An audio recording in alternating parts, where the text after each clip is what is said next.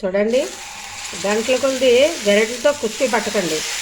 ఇలా గ్లాస్తో కానీ మరి ఏదైనా దాంతో అంటే అడుగు ఫ్లాట్గా ఉన్న ఏ వస్తువుతో మీరు దోశ కానీ పెసరట్టు కానీ వేసినా చాలా ఎక్సలెంట్గా వస్తాయండి. ఓ కుస్తీ పట్టి మీరు గరిటెతోటి ఇంకా దేనితోటైనా చేయాల్సిన అవసరం లేదు.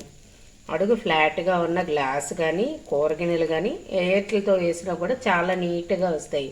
చూడండి, ఇప్పుడు దీని మీద ఇంచక్క ఇలా ఆయిల్ వేసుకొని, నేను ఆయిల్ వేస్తున్నాను, మీరు నెయ్యి వేయండి. నెయ్యి వేస్తే ఎంత నూనె వేస్తున్నాను అనుకున్నారా? ఊరుకుందరు. దీని మీదకి నూనె సూపర్గా ఉంటుంది. నూనె కానీ నెయ్యి కానీ చాలా బాగుంటుంది. ఎంత ఎక్కువ వేస్తే అంత క్రిస్పీగా వస్తుంది.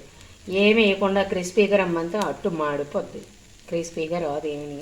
చూడండి, ఆల్రెడీ నేను వేసిన అట్టు కూడాను చూడండి దూరగా కాలింది. కొబ్బరి చట్నీ తింటే ఎంత సూపర్గా ఉంటుందో కదా.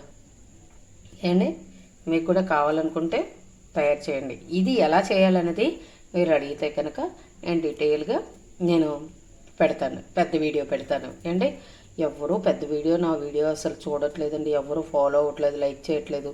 ప్లీజ్ అండి చేయండి, షేర్ చేయండి. Thank you.